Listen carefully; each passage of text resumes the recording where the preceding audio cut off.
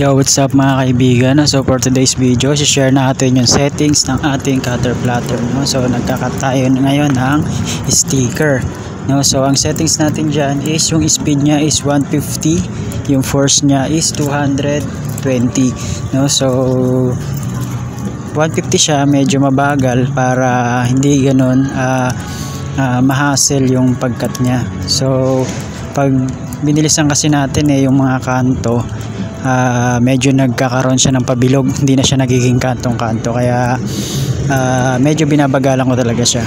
Okay, tapos yung settings ng blade natin is nasa 2 lang siya. Yan, papakita ko. So hindi kasi siya makita gawa nung medyo madilim tsaka malabo yung camera ko, pero pipicturean ko siya. Wait lang, picturean ko, pakita ko sa inyo yung yan. So number 2 siya. So yan lang yung settings natin para sa blade.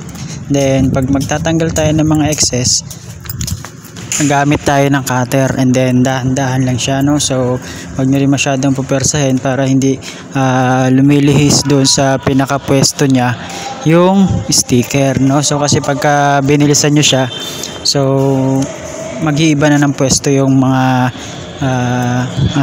image niya, or yung mga per letters niya, yan mag-iwalay yan so dahan-dahan lang sa pagtanggal ng mga excess, no? So sa mga hindi pa po nakapag-subscribe, subscribe na po kayo at pakihit na rin po yung notification bell para lagi po tayong updated sa ating mga bagong videos.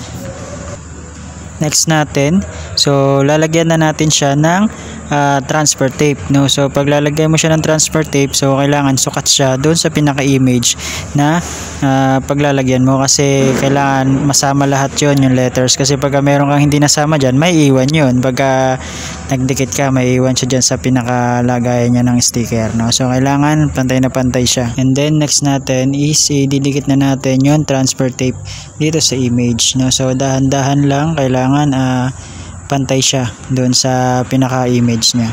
So yan, mag-open lang tayo ng maliit na transfer tape. So fold lang natin siya ng maliit. So magdidikit muna tayo sa pinakadulo para dire-diretso natin siyang hagurin nung card natin, no? So ito siya. So didikit nyo muna yung pinakadulo, and then gagamit tayo ng yung mga hindi nyo na ginagamit na ATM card, no? So meron naman na bibilang spatula para dyan, pero hindi pa kasi ako nakabili, kaya eto muna ang ginagamit ko. So isang diretso lang para walang bubbles, yan. So punas-punas lang, and then pulido nyo yung pagkakadikit para dikit na dikit siya. Yan, okay na. So next, ikakat na natin yung mga excess na transfer tape. So kailangan nyo rin siyang tanggalin para hindi siya pangit tignan, no? So ang maiiwan lang talaga yung transfer tape tsaka yung pinaka-sticker niya, no? So eto tapos na to. So ganito lang pagkadikit nung niya, transfer tape. Okay, so eto yung pinaka-finish product niya. Okay, maraming salamat po sa panonood. Sana po may natutunan kayo, no? So till next time po, ciao, bye.